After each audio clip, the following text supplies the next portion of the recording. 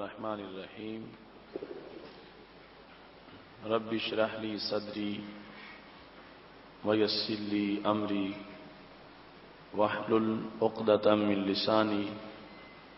یفقهوا قولی. الحمد للہ وحدہ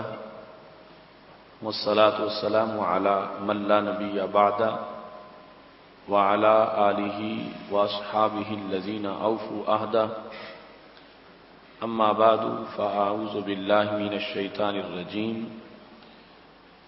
بسم اللہ الرحمن الرحیم. واتبعوا ما تتلو الشیاطین علی ملک سلیمان وما کفر سلیمان ولکن الشیاطین کفروا يعلمون الناس السحر. صدق اللہ العظیم وصدق رسولہ النبی الکریم الامین. ان اللہ وملائکتہ یصلون علی النبی یا ایہا الذین آمنوا صلوا علیہ وسلموا تسلیما. الصلاۃ والسلام علیک یا سیدی یا رسول اللہ وعلی آلک واصحابک یا حبیب اللہ. مولاي صل وسلم دائما ابدا على حبيبك خير الخلق كلهم منزه عن شريك في محاسنه فجوهر الحسن فيه غير منقسم. يا أكرم الخلق مالي من ألوذ به سواك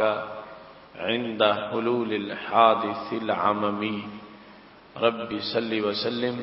دائما ابدا على حبيبك خير الخلق كلهم. اللہ تبارک و تعالی جل جلالہ وعم نوالہ واتم برہانہ وعظم شانہ کی حمد و ثنا اور حضور سرور کائنات مفخر موجودات زینت بزم کائنات دستگیر جہاں غم گسار زماں سید سرواراں حامی بے قسم قائد المرسلین خاتم النبیین احمد مجتبی جناب محمد مصطفیٰ صلی اللہ علیہ وآلہ واصحابہ وبارک وسلم کے دربار گہر بار میں ہدیہ درود السلام عرض کرنے کے بعد وارثان منبر و محراب ارباب فکر و دانش نہایت ہی معزز و محتشم حضرات و خواتین سامعین و ناظرین، رب ذوالجلال کے فضل اور توفیق سے ماہ رمضان المبارک کے موسم بہار میں ادارہ صراط مستقیم پاکستان کے زیر اہتمام ہم سب کو 15ویں سالانہ فہم دین کورس میں شرکت کی سعادت حاصل ہو رہی ہے. آج ہماری گفتگو کا موضوع ہے جادو کی مذمت. میری دعا ہے رب ذوالجلال ہمارے معاشرے کو جادو کے وبال سے نجات عطا فرمائے اور خالق کائنات جل جلالہ ہم سب کو جادو کے اثرات سے محفوظ فرمائے. ادارہ صراط مستقیم پاکستان ہر اس بات کی حمایت کرتا ہے جس کا حکم رب ذوالجلال نے قرآن مجید میں دیا اور رسول اللہ صلی اللہ علیہ وسلم نے جس کا امت کے لیے ارشاد فرمایا، اور ہر اس کام کی مخالفت ہمارے منشور کا حصہ ہے جس سے رب ذوالجلال نے اپنے کلام میں بندوں کو روکا اور رسول اللہ صلی اللہ علیہ وسلم ایسے میں یہ ضروری ہے کہ ہمارے پاس نسخہ کیمیا قرآن مجید برہان رشید جب موجود ہے تو اس کی رہنمائی میں اس مسئلہ کے جو تمام پہلو ہیں ان کو زیر بحث لایا جائے اور قرآن و سنت کی روشنی میں مومن کا اس سلسلہ میں جو کردار ہونا چاہیے اس کردار کو اجاگر کیا جائے۔ قرآن مجید برہان رشید میں کئی بار سحر یعنی جادو کا ذکر آیا ہے۔ رب ذوالجلال نے سورہ بقرہ میں ارشاد فرمایا ہے، آیت نمبر 102 ہے، وَاتَّبَعُوا مَا تَتْلُو الشَّيَاطِينُ عَلَى مُلْكِ سُلَيْمَانَ، انہوں نے پیروی کی اس چیز کی جس کو پڑھا کرتے تھے شیطان حضرت سلیمان علیہ السلام کی سلطنت میں۔ وَمَا كَفَرَ سُلَيْمَانُ، حضرت سلیمان علیہ السلام نے کفر نہیں کیا، وَلَكِنَّ الشَّيَاطِينَ كَفَرُوا، لیکن شیطانوں نے کفر کیا۔ ان کا کفر کیا ہے؟ يُعَلِّمُونَ النَّاسَ السِّحْرَ، وہ لوگوں کو جادو کی تعلیم دیتے ہیں۔ وَمَا أُنزِلَ عَلَى الْمَلَكَيْنِ، اور وہ جادو جو اتارا گیا دو فرشتوں پر، ببابل ہاروت و ماروت، جو بابل مقام پر ہیں اور جن کا نام ہاروت اور ماروت ہے۔ وما يعلمان من احد، وہ کسی کو اس کی تعلیم نہیں دیتے، حتی یقولا، یہاں تک کہ وہ کہتے ہیں، انما نحن فتنہ، سوائے اس کے نہیں کہ ہم آزمائش ہیں، فلا تکفر، اور تو کفر نہ کر، ہم سے سیکھ کے تو کفر نہ کر۔ فیتعلمون منہما، تو لوگ ان سے سیکھتے ہیں، ما یفرقون به بین المرء وزوجہ، اور وہ جادو کے ذریعے سے کسی کو بھی نقصان نہیں پہنچا سکتے مگر خدا کے حکم سے۔ وَيَتَعَلَّمُونَ مَا يَضُرُّهُمْ وَلَا يَنفَعُهُمْ، وہ ایسی چیز سیکھتے ہیں جو ان کو نقصان دے گی اور فائدہ نہیں دے گی۔ وَلَقَدْ عَلِمُوا لَمَنِ اشْتَرَاهُ مَا لَهُ فِي الْآخِرَةِ مِنْ خَلَاقٍ، ان لوگوں کو پتہ ہے کہ جس چیز کو انہوں نے خرید لیا ہے آخرت میں اس کا کوئی حصہ نہیں۔ وَلَبِئْسَ مَا شَرَوْا بِهِ أَنفُسَهُمْ، اور بری ہے وہ چیز جس کے بدلے میں انہوں نے اپنی جانوں کو بیچ ڈالا ہے۔ لَوْ كَانُوا يَعْلَمُونَ، کاش کہ ان کو پتہ ہوتا کہ انہوں نے اپنا کتنا خسارہ کیا ہے، کتنا نقصان کیا ہے، اور کتنی قیمتی جان انہوں نے کھوٹے سکوں اور بری چیز کے بدلے میں انہوں نے بیچ ڈالی ہے۔ قرآن مجید برہان رشید کے اس مقام پر جادو کی تعلیم کو کفر کہا گیا، جادو سیکھنے کو حرام قرار دیا گیا، اور اس کو فتنہ کہا گیا،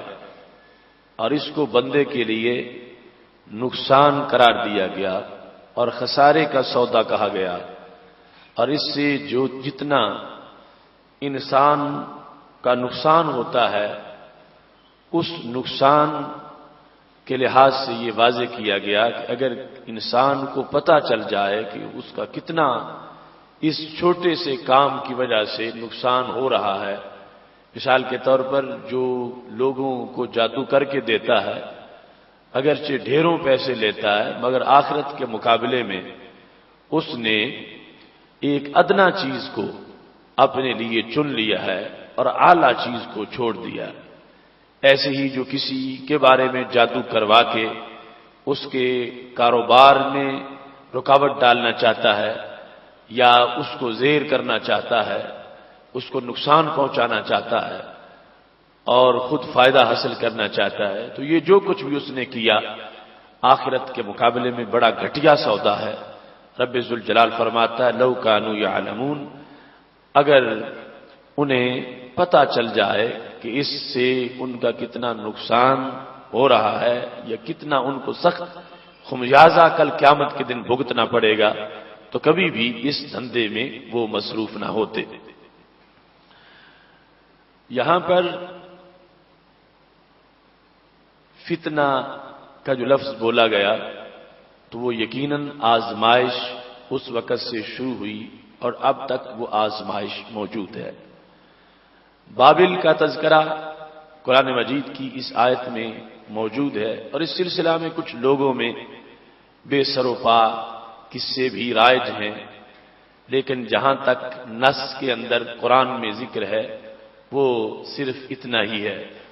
ان فرشتوں کا وہاں پہ لٹکے ہونا اور اس طرح کی صورتحال، اس کا حقیقت سے کوئی تعلق نہیں ہے۔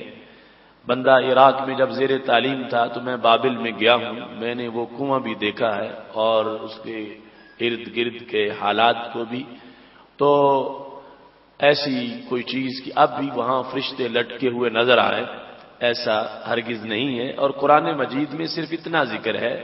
کہ بابل میں ہاروت ماروت پر وہ چیز اتاری گئی اور وہ لوگوں کو سکھاتے رہے، اور اس طرح کی صورتحال کا وہاں سامنا لوگوں کو کرنا پڑا۔ جادو کے لحاظ سے ابتدائی طور پر جادو کی دو قسمیں ہیں، اور جادو خیال ہے یا حقیقت، یہ بھی انہی دو اقسام کے لحاظ سے سمجھا جا سکتا ہے۔ تو ایک قسم ہے جادو کی تخیل، جس کا حقیقت کے ساتھ کوئی تعلق نہیں ہوتا اور وہ محض خیال ہی خیال ہوتا ہے۔ قرآن مجید برہان رشید میں اس قسم کا بھی ذکر موجود ہے، جس وقت رب ذوالجلال یہ بیان کرتا ہے کہ حضرت موسیٰ علیہ السلام کے سامنے فرعون کے جادوگر آ گئے اور انہوں نے اپنی رسیاں پھینکیں اور وہ سانپ بن گئے، تو وہاں پر یخیل الیہ من سحرہم انہا تسعی، تو یہ خیال دیا گیا ان کے جادو کی وجہ سے کہ وہ رسیاں دوڑ رہی ہیں۔ تو یہاں پر یخیل کے الفاظ کا لفظ موجود ہے، حقیقت میں ایسا نہیں ہوتا۔ یہ جو شعبدہ بازیاں ہیں جادوگروں کی، تو وہ سحروا اعین الناس، لوگوں کی آنکھوں پر جادو کر دیتے ہیں، اور حقیقت میں وہ ایسا نہیں ہوتا جس طرح کی وہ چیز نظر آ رہی ہوتی ہے۔ تو جادو کی یہ قسم جو ہے یہ محض ایک تخیل ہے اور اس کا واقع اور حقیقت سے کوئی تعلق نہیں ہے۔ لیکن جادو کی دوسری قسم دستور العلماء میں جس کی تعریف جو ہے وہ اس طرح کی گئی، اظہار و خارق للعادہ من نفس شریرۃ خبیثۃ بمباشرہ اعمال مخصوصہ، کہ کسی خرق عادت چیز کا اظہار کرنا خبیث نفس کی طرف سے، اور پھر بطور خاص، یعنی یہ پہلا حصہ تو تقریباً پہلی تعریف کا یہ ایک تفصیل ہے، اور شیطانوں کو اپنے ساتھ معاون بنا کر کسی کے نقصان کے لیے درپے ہونا،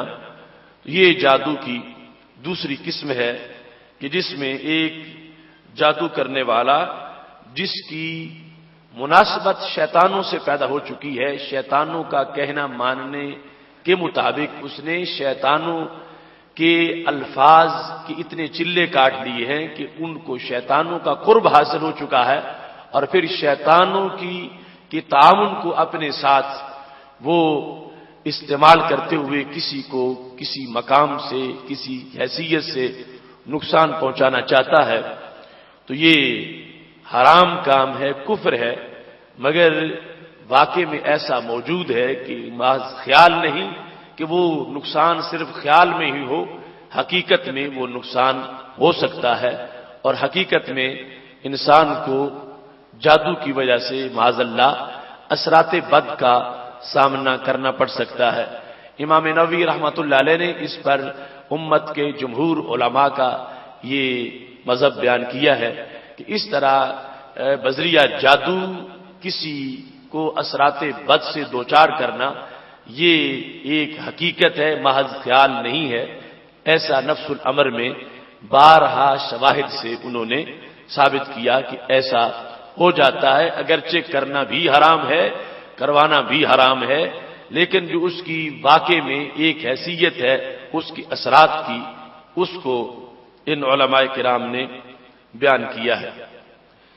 جادو اور کرامت میں واضح طور پر فرق ہے۔ کچھ لوگ معاذ اللہ جادو کو اپنی روحانیت قرار دیتے ہیں اور جادو کو اپنی کرامت قرار دیتے ہیں، اور جادو کے استعمال کے بعد کے جو کیفیات ہیں ان کو اپنی ولایت قرار دیتے ہیں۔ تو شریعت مطہرہ میں جادو اور کرامت میں زمین و آسمان کا فرق موجود ہے۔ سب سے پہلا فرق یہ ہے کہ جادو خبیث اور شریر نفس کا تقاضا ہے، جبکہ کرامت جو ہے وہ نفس کریمہ اور مومنہ کی ایک حالت ہے۔ جادو کسی کی خباثت کی وجہ سے ہوتا ہے، جبکہ کرامت کا ظہور کسی کے باطن کی صفائی کی وجہ سے اور اس کی طبیعت پر اللہ کے انوار کے نزول کی وجہ سے اس کرامت کا اظہار اس سے ہوتا ہے۔ دوسرا فرق یہ ہے کہ جادو صرف مخصوص اور معین افعال میں ہی ہو سکتا ہے، جبکہ کرامت جو ہے وہ کوئی مخصوص اعمال میں نہیں، ویسے ہی ایک ایسی پاور اور طاقت انسان میں اللہ کی طرف سے آ جاتی ہے جس سے خرق عادت یعنی خلاف عادت واقعات جو ہیں ان کا ظہور انسان سے ہو جاتا ہے۔ تیسرا فرق یہ ہے کہ جادو تعلیم و تعلم سے آتا ہے، اس میں جادو کو سیکھنا پڑتا ہے، جادو کا کوئی سکھانے والا ہوتا ہے، جبکہ کرامت میں کوئی تعلیم و تعلم کی ضرورت نہیں ہوتی۔ جو انسان ویسے اس میں ولایت کے لحاظ سے تو علم ہے،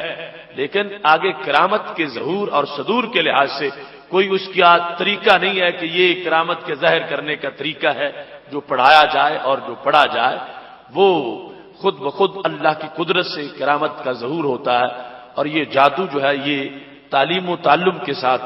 اس کو آگے بڑھایا جاتا ہے۔ جادو کی جو پاور ہے وہ ہر وقت کی نہیں ہوتی، وہ مخصوص اوقات، معین مقامات اور معین صورتوں میں ہوتی ہے،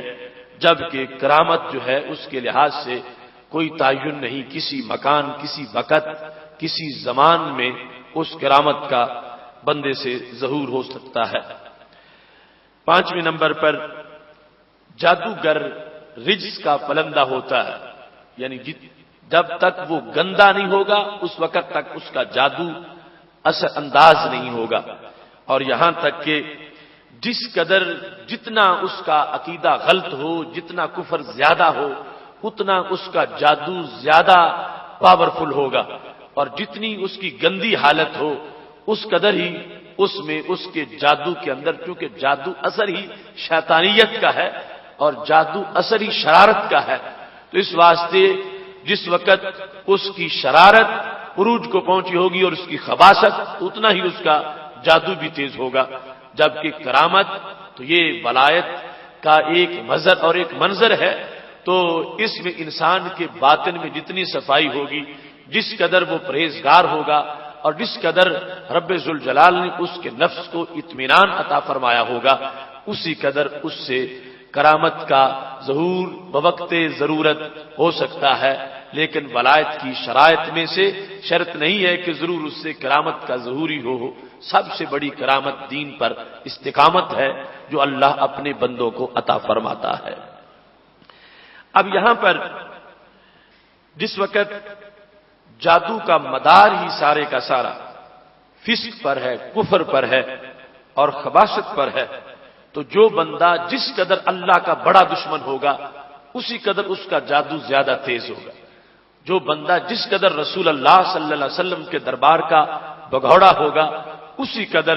وہ شیطان کا زیادہ قریبی ہوگا، اور پھر شیطان اس سے زیادہ تعاون کرے گا اور اس کے جادو کے اندر زیادہ اثر موجود ہوگا۔ اسی وجہ سے اگر جادوگروں کا گریڈ بیان کیا جائے تو جو بتوں کے پجاری جادوگر ہیں ان کا جادو اہل کتاب کے جادو سے زیادہ مؤثر ہوتا ہے۔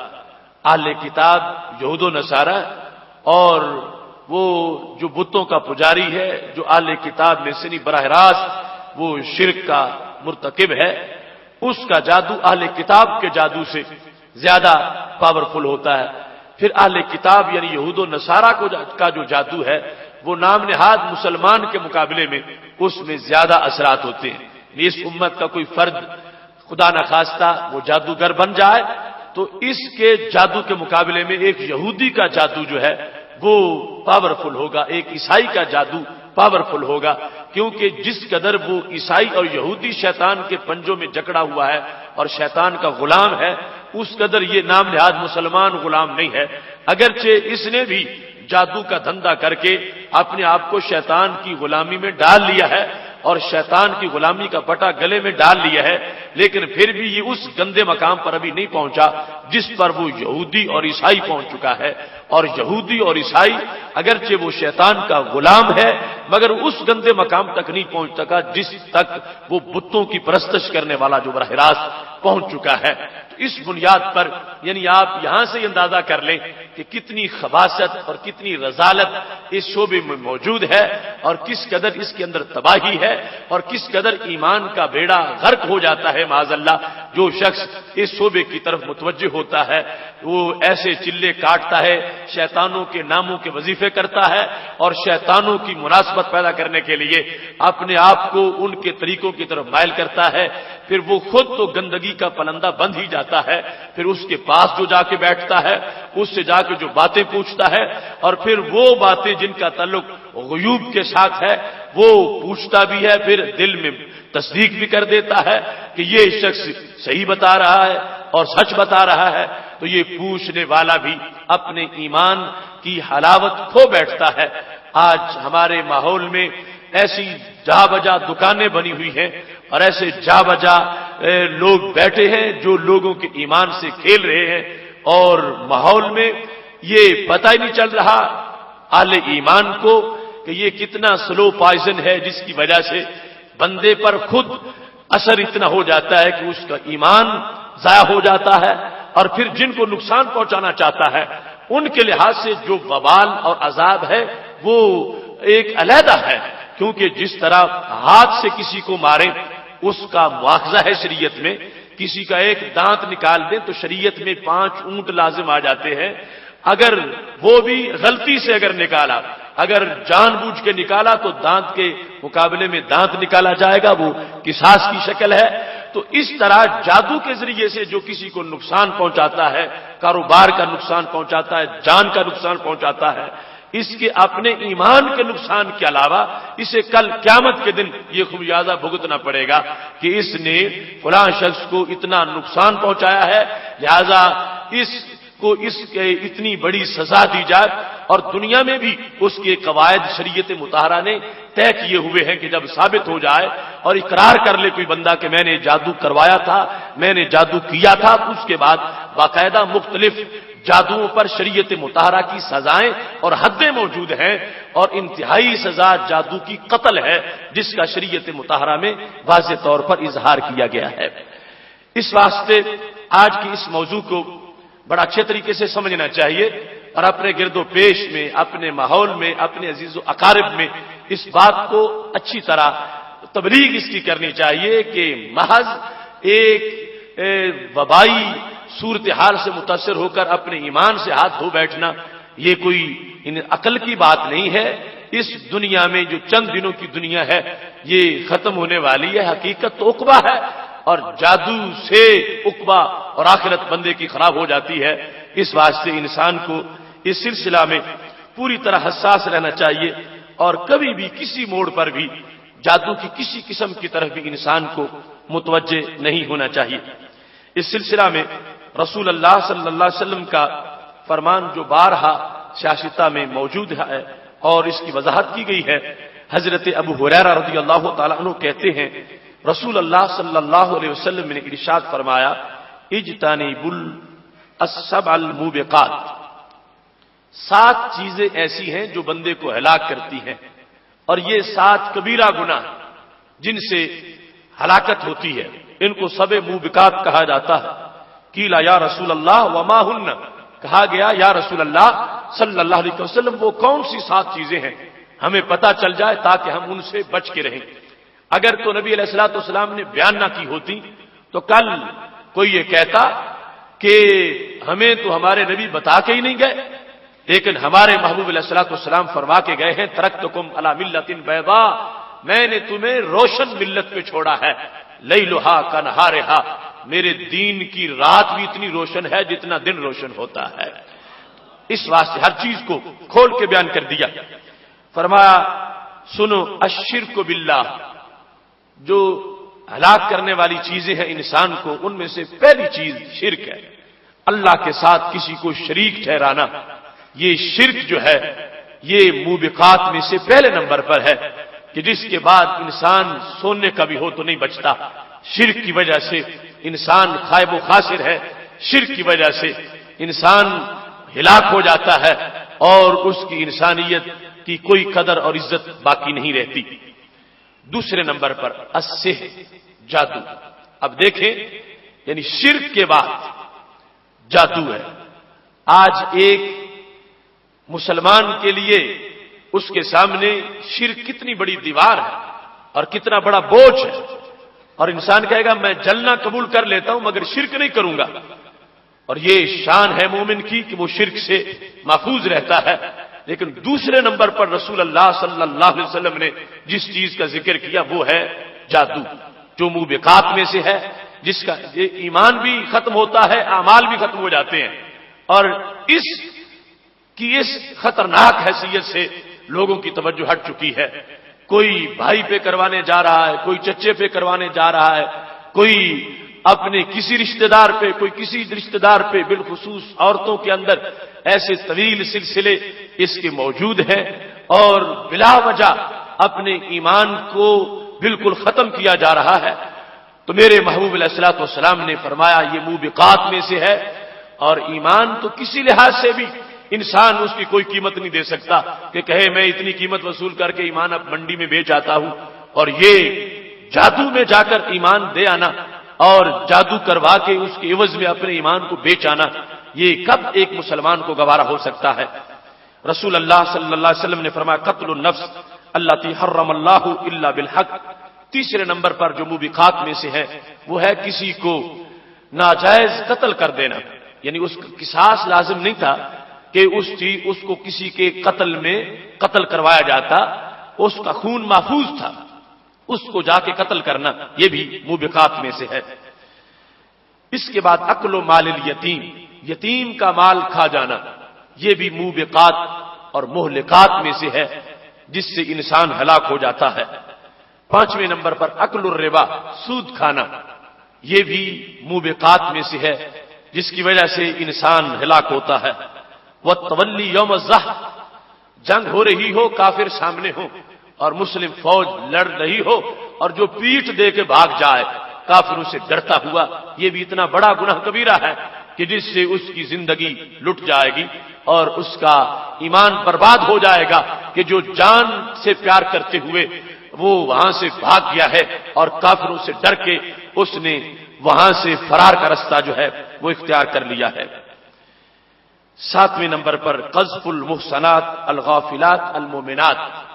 پاک دامن مسلمان عورت پر جو بدی کا الزام لگاتا ہے تو یہ الزام لگانے والا جو ہے اس نے بھی ایسا جرم کیا ہے کہ جس سے اس کی زندگی کی ایمانی حیثیت جو ہے وہ تباہ و برباد ہو جاتی ہے۔ تو یہ 7 چیزیں رسول اللہ صلی اللہ علیہ وسلم نے ان سے اپنی امت کو جو منع کیا بطور خاص، اور یہ کبیرہ جو تھے جرائم ان کا ذکر کرتے ہوئے رسول اللہ صلی اللہ علیہ وسلم نے دوسرے نمبر پر جس چیز کا ذکر فرمایا ہے وہ جادو ہے کہ جس کی وجہ سے انسان کا ایمان بھی ضائع ہو جاتا ہے اور انسان کے اعمال بھی ضائع ہو جاتے ہیں۔ سید عالم نور مجسم شفیع معظم صلی اللہ علیہ وسلم سے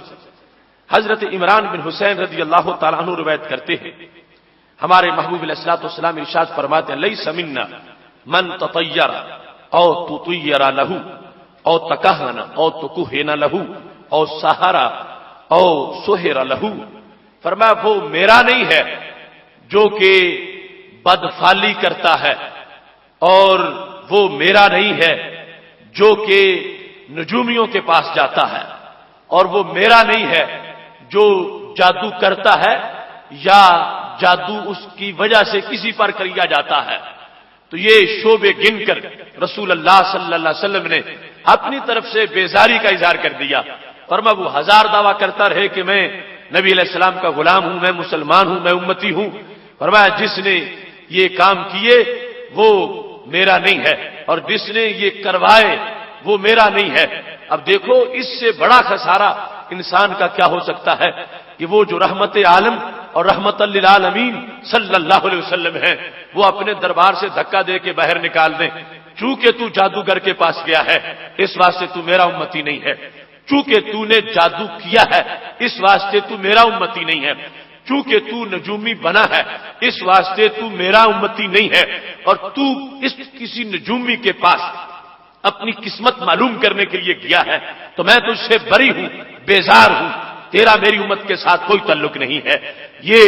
وہ الفاظ ہیں جو رسول اللہ صلی اللہ علیہ وسلم نے اپنی زبان فیض ترجمان سے ارشاد فرمائے ہیں، اور امت کو یہ بتا دیا ہے کہ یہ جس کو تم معمولی سمجھتے ہو اور ان باتوں میں پڑ جاتے ہو، اور بڑی اٹریکشن ہے لوگوں کے لحاظ سے، کوئی اس کو کالا علم کہتا ہے، کوئی اس کو نوری علم کہتا ہے، کوئی اس کو کوئی نام دے بیٹھا ہے، کوئی کسی طرح اس دھندے میں مصروف ہو گیا ہے، اور پھر لائنیں لگی ہوئی ہیں لوگوں کی ایمان بیچنے کے لیے وہاں پہنچ رہے ہیں، کوئی اس سے کوئی چیز جا کے پوچھ رہا ہے، کوئی کسی چیز کا جا کے اس سے پتہ کر رہا ہے، اور پھر اس پر باقاعدہ بندے اپنا ذہن بنا بیٹھتے ہیں، ایمان کر لے آتے ہیں کہ واقعی جو کچھ اس نے کہا ہے وہ سچ کہہ رہا ہے۔ میرے محبوب علیہ الصلوۃ والسلام کا یہ فرمان الترغیب میں موجود ہے۔ حضرت عبداللہ بن مسعود رضی اللہ تعالی عنہ ارشاد فرماتے ہیں کہ رسول اللہ صلی اللہ علیہ وسلم سے میں نے یہ سنا ہے، ہمارے نبی علیہ الصلوۃ والسلام نے فرمایا من اتا عرافا او ساحرا او کاہنا، جو بندہ عراف کے پاس گیا، عراف بھی نجومی کی ایک قسم ہے، صرف کاہن میں اور عراف میں فرق یہ ہے کہ عراف صرف ماضی کی باتیں بتاتا ہے، اور کاہن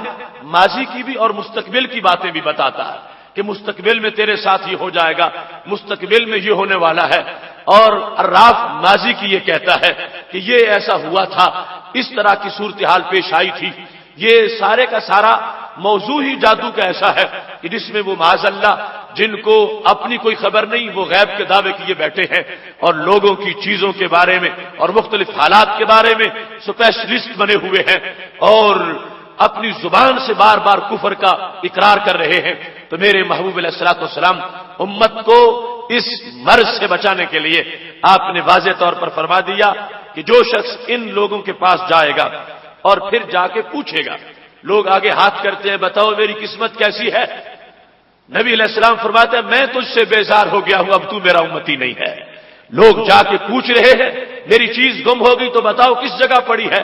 فلاں چیز کس نے اٹھائی ہے، اور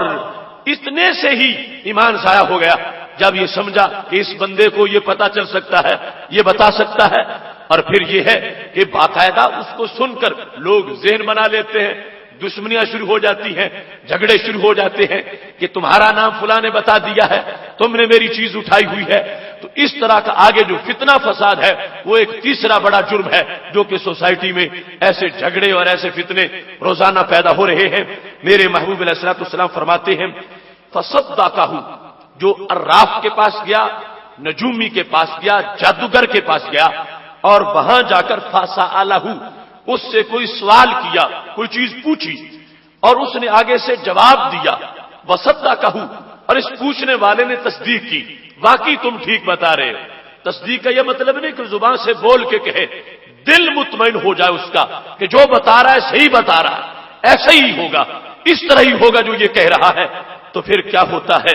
فقد کفر بما انزل علی محمد اور بما انزل علی محمد صلی اللہ علیہ وسلم۔ تو میرے نبی علیہ السلام فرماتے ہیں اس نے اس چیز کا انکار کر دیا جو اللہ نے میرے اوپر نازل فرمائی ہے۔ وہ منکر قرآن بن گیا، وہ منکر ایمان ہو گیا، وہ دین کا منکر ہو گیا، اس نے میرا انکار کر دیا، میری رسالت کا انکار کر دیا، میرے رب کی الوہیت کا انکار کر دیا، اس نے اتنا جا کے پوچھ کر اور اس کی بات کو مان کر اس نے میرے لائے ہوئے دین کا انکار کر دیا۔ اب دیکھو کتنا بڑا انسان کے لیے خسارہ ہے کہ اس نے سمجھا کہ معمولی سا کام ہے، چلو تھوڑی سی گپ لگا آتا ہوں، تھوڑی سی معلومات کر آتا ہوں، لیکن جب ذہن اس طرف مطمئن ہو گیا، قائل ہو گیا، اور اس نے اس بات کی تصدیق کر دی جو وہ دشمن خدا کر رہا تھا۔ اب دیکھو نا حرکت کتنی بڑی ہے، جسارت کتنی بڑی ہے۔ شریعت نے اس شخص کو جو جادو سیکھتا ہے اس کے عمل کو کفر کہا اور حرام کہا، صرف سیکھنا، آگے جو کر رہا ہے وہ تو کفر کا ارتکاب کر رہا ہے، وہ اللہ کے دربار کا دھتکارا ہوا انسان ہے، راندہ ہوا ہے، اللہ نے اس کو اپنے دربار سے نکال دیا ہے، اور جس کو رب نے اپنے دربار سے دھتکار دیا ہے اس کے پاس جانے سے خود بندہ بیٹھے گا تو دھتکارے ہوئے کی لسٹ میں اس کا بھی نام آ جائے گا۔ انسان کو تو چاہیے کہ اللہ کے محبوبوں کے پاس جائے کہ جہاں جانے سے رستے میں فرشتہ کھڑا ہو جائے اور کہے رب کہہ رہا ہے تو نے میرے بندے کو محبوب بنایا، میں نے تجھے اپنا محبوب بنایا۔ اور یہاں جو راہ جادو میں نکلتا ہے، کسی عامل کے پاس، جادوگر کے پاس جاتا ہے تو یہ جانا ہی اس کا اتنا نحوست کا عمل ہے کہ ہمارے محبوب علیہ الصلوۃ والسلام یہ واضح فرما رہے ہیں، فرمایا اس شخص نے فقد کفر، کفر کیا، بما انزل علی محمد صلی اللہ علیہ وسلم، جو کچھ مجھ پہ نازل کیا تھا، یہ ہر چیز کا انکار بیٹھا۔ ما انزل، نبی علیہ السلام پر اتارے ہوئے قرآن کی ایک آیت کا منکر بھی کافر ہو جاتا ہے، اور یہ تو سارے قرآن کا انکار کر بیٹھا، اس نے میرے سارے دین کا انکار کر دیا۔ اور یہاں تک یہ تھا کہ پوچھتا ہے اور پھر آگے دل مطمئن ہو جاتا ہے، تصدیق کر لیتا ہے، اور اگر پوچھے مگر دل مطمئن نہ ہو اور کہے میرا عقیدہ یہ ہے کہ یہ نہیں بتا سکتا ٹھیک، اور جو بتاتا بس اٹکل پچو ہے، اس کا ایک گیس ہے، لیکن پھر بھی جانے سے اس کا کتنا نقصان ہو گیا۔ اگرچہ یہ ذہن نہیں ہے کہ یہ سچ بتاتا ہے اور اس کو پتا چل گیا ہے یا یہ بتا سکتا ہے، یہ ذہن نہیں ہے، لیکن صرف اس کے اڈے پہ چلا گیا، اس کے ڈیرے پہ جا بیٹھا، اور جہاں پہ کفر ہو رہا تھا اس ماحول میں بیٹھنے کی وجہ سے اور جا کے سوال کرنے کی وجہ سے اس کا کتنا نقصان ہو گیا ہے۔ طبرانی میں یہ حدیث شریف موجود ہے، حضرت انس بن مالک رضی اللہ تعالیٰ عنہ کہتے ہیں قال رسول اللہ صلی اللہ علیہ وسلم من اتا کاہنا فصدقہ بما یقول فقد بارئ مما انزل علی محمد صلی اللہ علیہ وسلم، فرمایا جس نے جا کے پوچھا اور تصدیق کر دی، اس نے سرکار کے دین کو خود چھوڑ دیا ہے۔ ومن اتاہ غیر مصدق لہ، اور جو گیا ہے اس نے تصدیق نہیں کی، کہتا ہے یہ جادوگر ہے، اس کو کیا پتا ہے، لیکن جا کے پوچھا ہے اس سے، گیا ہے اس کے پاس، اور آگے بات کا جو جواب آیا وہ دل کو اچھا نہیں لگا، اس سے راضی نہیں ہوا، تو میرے محبوب علیہ السلام فرماتے ہیں اس کا کتنا نقصان ہو گیا۔ لم تقبل لہ صلاۃ 40 لیلۃ، 40 دن اس کی نماز قبول نہیں ہوگی، 40 دن وہ دھتکارا رہے گا اللہ کے دربار سے، اللہ اس کو اپنے دربار میں قبول نہیں کرے گا۔ یہ مسجد میں جائے گا، سجدہ کرے گا، رب دھتکار دے گا کہ میں تیرے سجدے کو قبول نہیں کرتا، تو میرے دشمن کے پاس کیوں گیا ہے، تو جادو کے گھر کے پاس گیا ہے، جادو گھر سے جا کے تو نے پوچھا ہے، اس واسطے 40 دن کے لیے اس کو رب کے دربار سے دھکا دے دیا جاتا ہے، باہر نکال دیا جاتا ہے۔ اس واسطے میرے بھائیوں یہ چیزیں اچھی طرح ذہن میں رکھنے کی ہیں، اور راہ زندگی میں ان کو اپنے لیے معیار سمجھے اور رہنما سمجھے، اور یہ دین ہمارا جو ہمارے سپرد کیا گیا ہے نبی علیہ الصلوۃ والسلام کی طرف سے، یہ محض خطبوں کے لیے نہیں، محض کورسز کے لیے نہیں، یہ محض کانوں کی لذت کے لیے نہیں، یہ اصل میں تو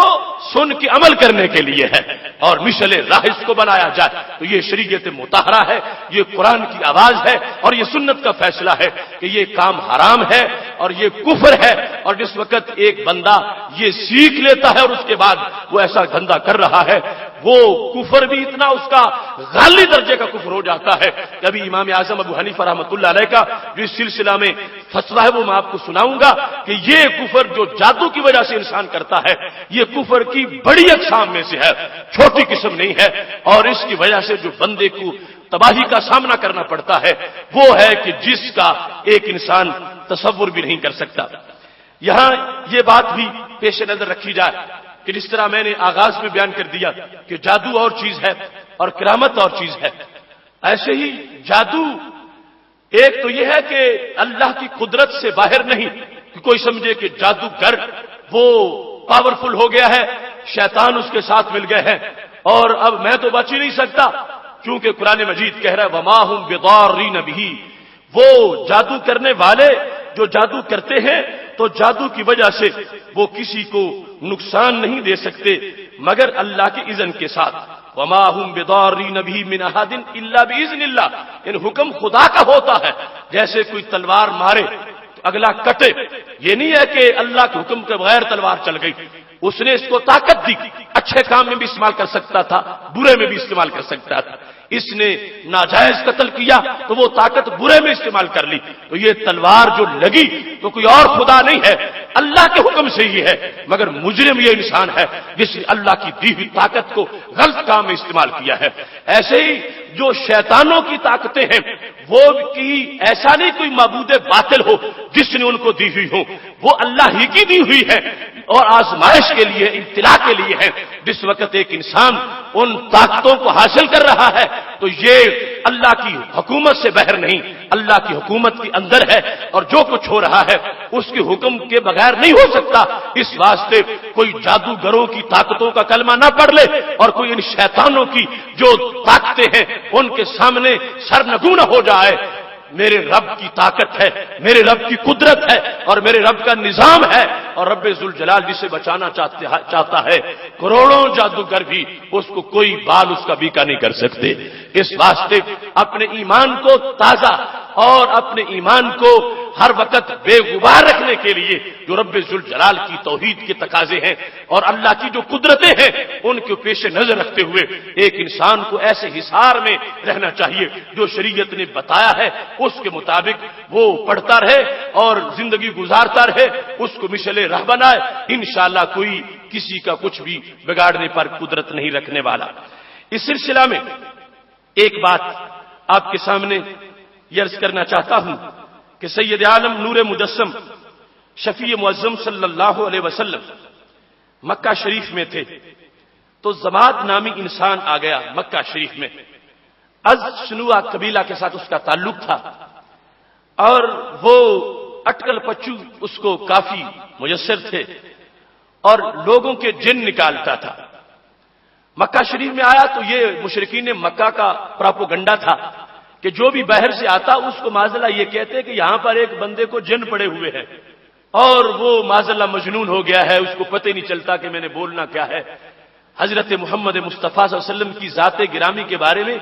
یہ مشرکین مکہ بیرون سے آنے والے لوگوں کو تعارف کرواتے تھے۔ تو یہ از شنوا کا بندہ جب مکہ شریف میں آیا، زماد نام تھا، تو اس کو بھی انہوں نے پہلے سے تعارف کروا دیا تاکہ یہ قریب نہ جائے اور کلمہ نہ پڑے، کیونکہ اس کا کاروبار یہ تھا کہ وہ یہ جنوں کے معاملات میں مصروف رہتا تھا۔ جب اس کو یہ پتہ چلا تو اس نے اس بات کا دوسرا پہلو اختیار کر لیا۔ اس نے کہا کہ اگر وہ واقعی مجنون ہیں تو میں جن نکال سکتا ہوں،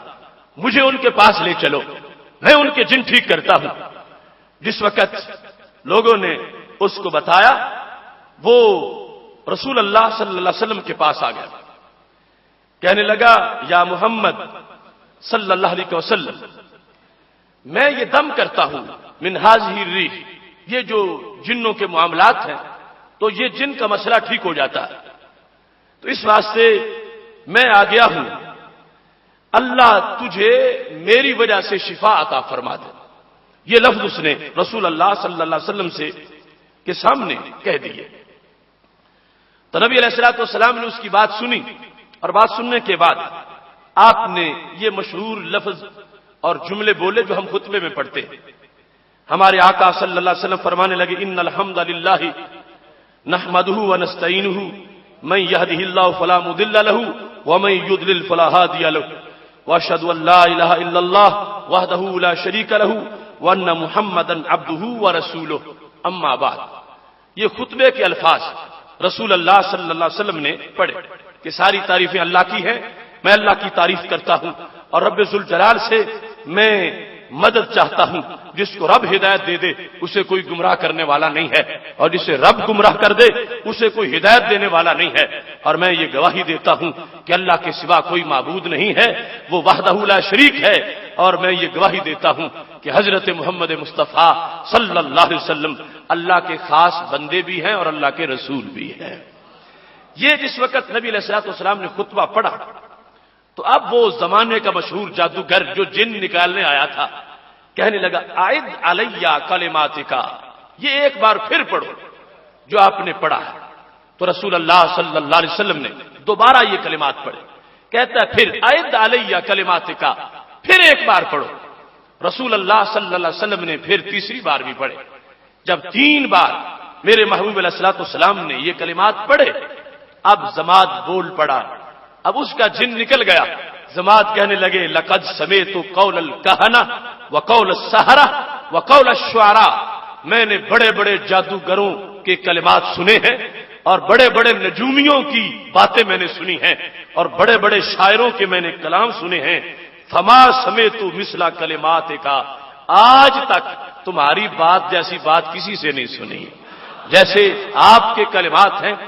آپ کا انداز ہے، یہ مجھے کہیں سے میسر نہیں آیا. میں دور دور تک گیا ہوں اور بڑے بڑے نجومیوں سے، کاہنوں سے، شعراء سے میری ملاقاتیں ہوئی ہیں، مگر یہ کلمات جو آپ سے میں سن رہا ہوں میں نے نہیں سنی ایسے. اور اس لیے میں بار بار سنتا رہا ہوں. لقد بلغنا نعوس البحر، یہ اتنی گہرائی ان میں ہے جتنی سمندر میں بھی نہیں ہوتی. یہ پہنچ گئے ہیں سمندر کی تہ تک اور سمندر کے بس تک. اور کہتا ہاتھ اشادہ کا ابائیوں کا، ہاتھ آگے کرو میں کلمہ پڑھنا چاہتا ہوں. اب یہ اپنے عہد کا نجومی، کاہن، جادوگر، سب کچھ کرنے والا سید عالم نور مجسم شفیع معظم صلی اللہ علیہ وسلم کے سامنے جس وقت پہنچا ہے اسے سرنگو ہونا پڑا ہے اور اسے ماننا پڑا ہے کہ یہ جو نبوت کی تاثیر ہے یہ ہے اصل میں تاثیر، اور جو نبوت کا نور ہے یہ ہے اصل میں نور. نبوت تو نبوت رہی، ولایت کا جو ایک انداز ہے اور اس کی پاور ہے،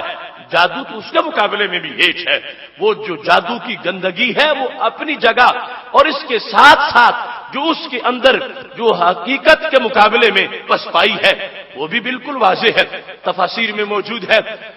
بالخصوص ابن کثیر کے اندر ایک بادشاہ نے بہت بڑا جادوگر رکھا ہوا تھا، وہ بوڑھا ہو گیا، مرنے کے قریب پہنچ گیا تو کہنے لگا پوری سلطنت میں سے لوگوں کے جو بچے ہیں ان کے ٹیسٹ لے کر ذہنی آزمائش کے جو سب سے ذہین بچہ ہو وہ مجھے دے دو، میں اس کو اپنا فن منتقل کرنا چاہتا ہوں. تو نہایت ذہین بچہ تلاش کیا گیا اور اس جادوگر کے پاس چھوڑ دیا گیا. گھر سے بادشاہ نے اس کے گھر والوں کو خاص سہولتیں دیں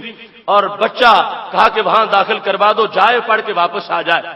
بچہ روزانہ جادوگر کے پاس جانے لگا، مگر رستے سے جہاں گزر کے جاتا تھا وہاں کسی اللہ والے کا ڈیرا بھی تھا. تو اس بچے کو آہستہ آہستہ دلچسپی بدل گئی. وہ جادوگر کے پاس تھوڑا جاتا تھا، اللہ کے ولی کے پاس زیادہ بیٹھتا تھا.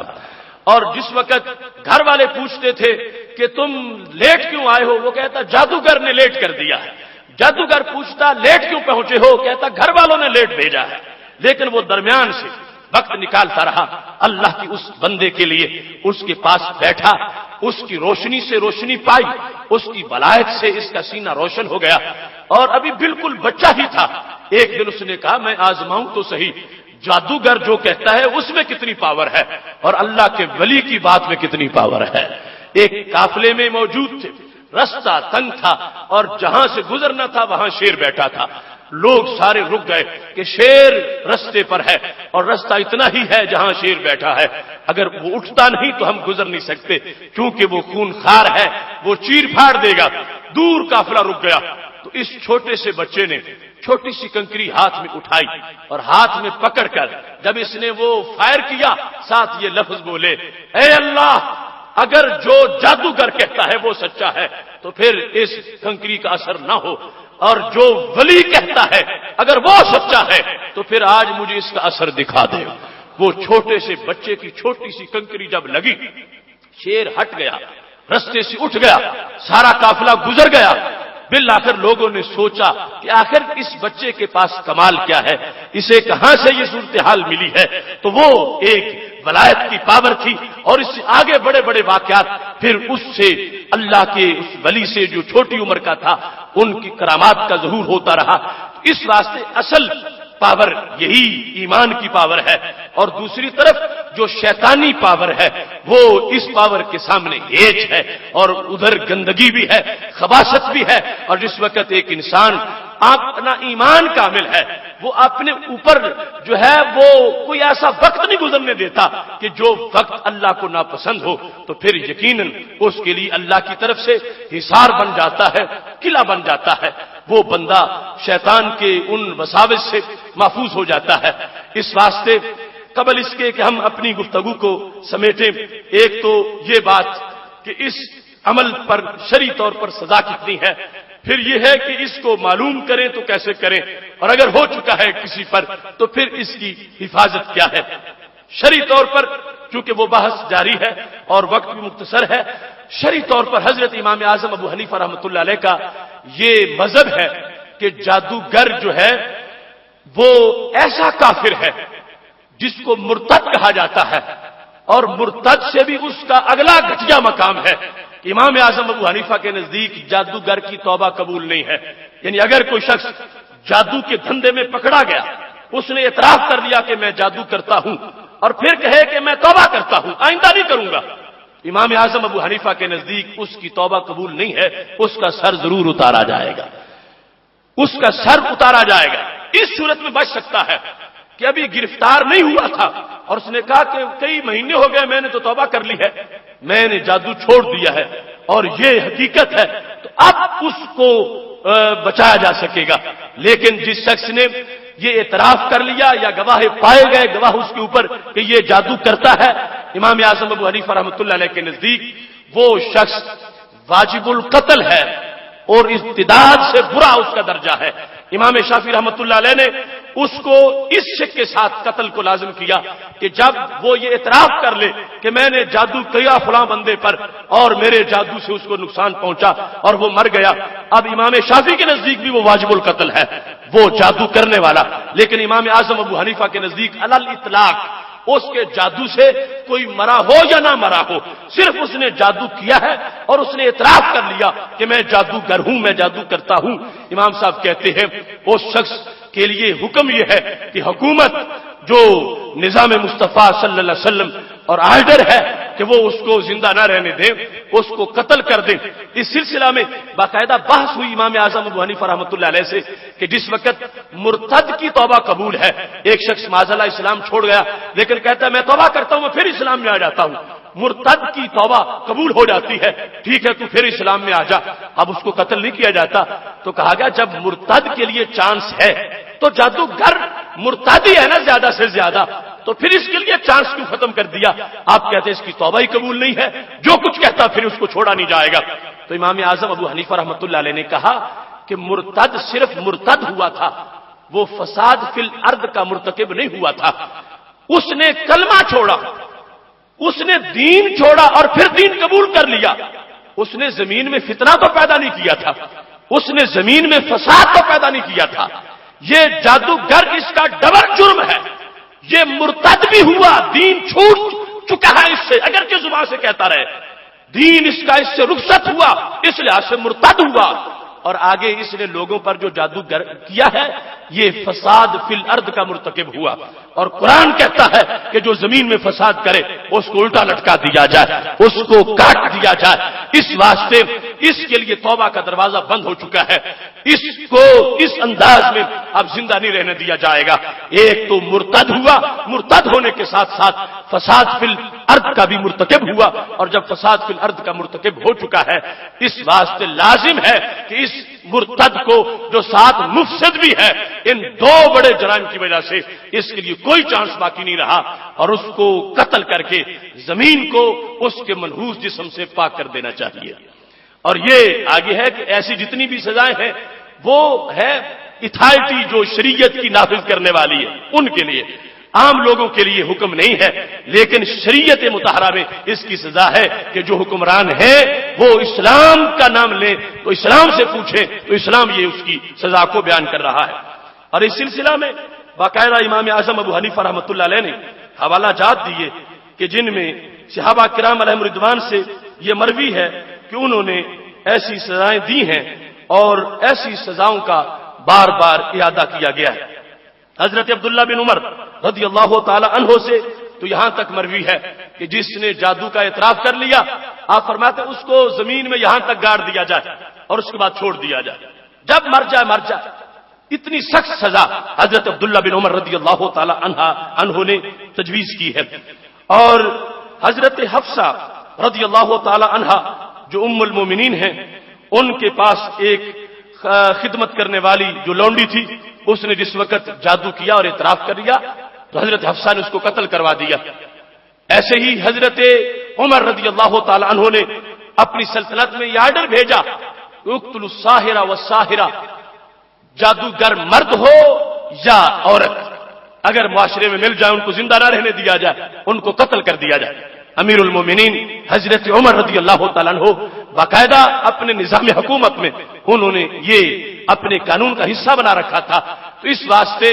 یہ آپ سوچ لیں، اور ان لوگوں کے بارے میں ایک شرعی جو نفرت ہے وہ نفرت ذہن میں ہونی چاہیے۔ اور پھر دوسرا، کوئی یہ اس سلسلے میں نہ نکلے۔ آج بے روزگاری ہے اور کتنے لوگ ہیں جو اس کی بھیڑ چڑھ گئے ہیں اور کسی کے پاس جا بیٹھتے ہیں، کچھ سیکھ لیتے ہیں اور پھر آگے وہ دھندے شروع کر دیتے ہیں۔ یعنی کتنی گندی بات ہے کہ توبہ کا دروازہ بند ہے، اور اس انداز میں اتنی وعید سنائی گئی ہے شریعت مطہرہ میں کہ اس شخص نے ارتداد بھی کیا، مرتد ہو گیا، دین چھوڑ گیا، اور آگے فساد فی الارض کی وجہ سے اس کا شریعت مطہرہ میں اب جینا زمین پہ جائز نہیں رہا۔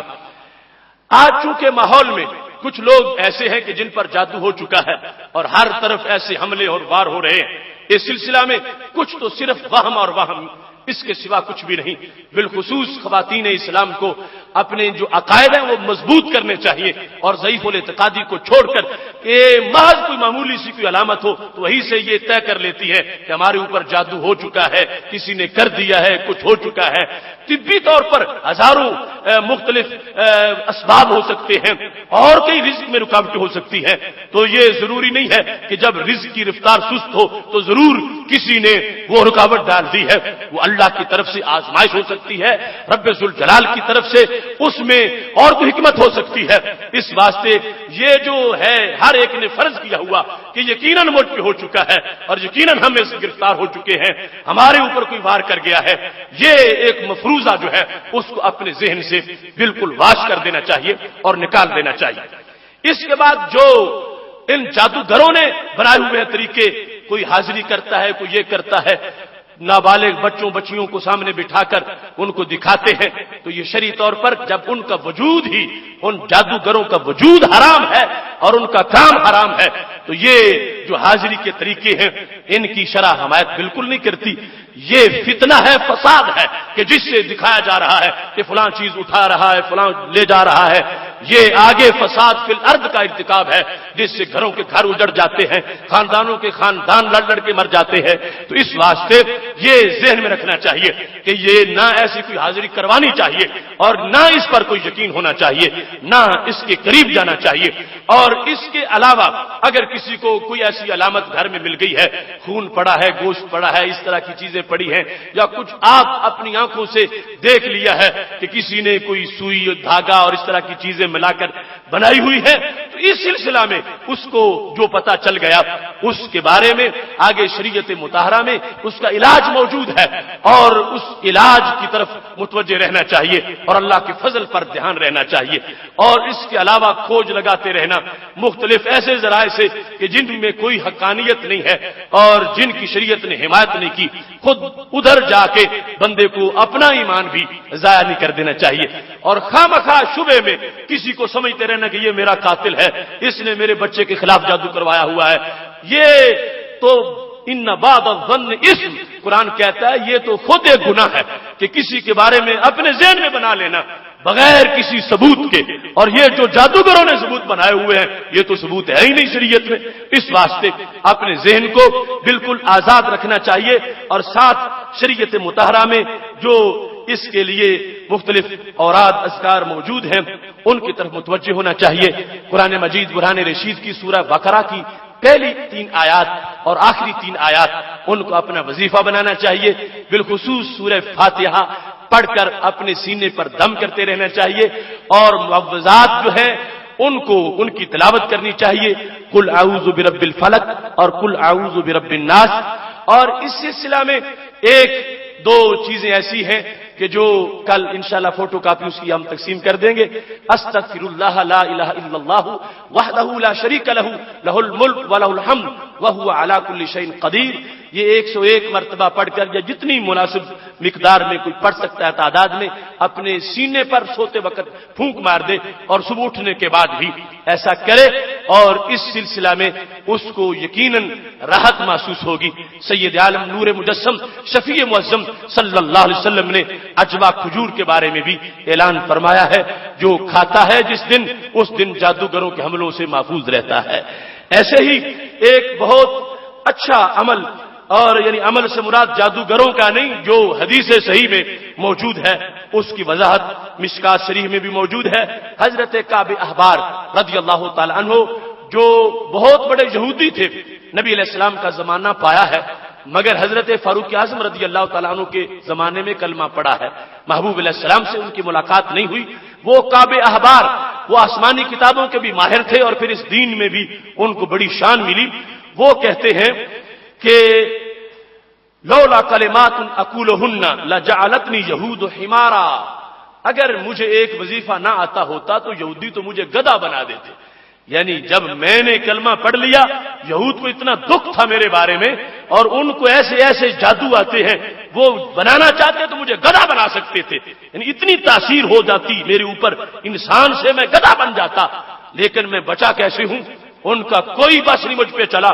کہتے ہیں وہ کلمات ہیں جن کی میں تلاوت کرتا ہوں، اور جو میں پڑھتا ہوں تو جادو میرے قریب نہیں آتا۔ وہ کیا ہے؟ قیل لہ ما ہن،